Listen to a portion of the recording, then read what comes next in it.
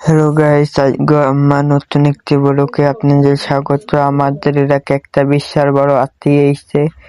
দেখুন এই আত্মীয়ার কাহিনী।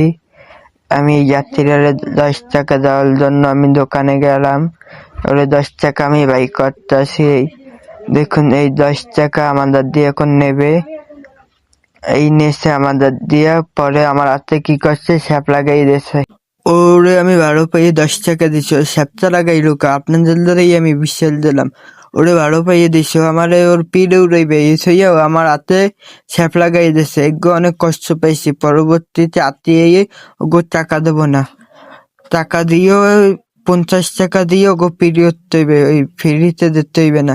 আর টাকা দিয়ে লাভ কি? আত্মীয়রা ঠিক মতন খাওয়ায় না। দেখুন আত্মীয় পুরো পেঁয়াজ খাড়ি।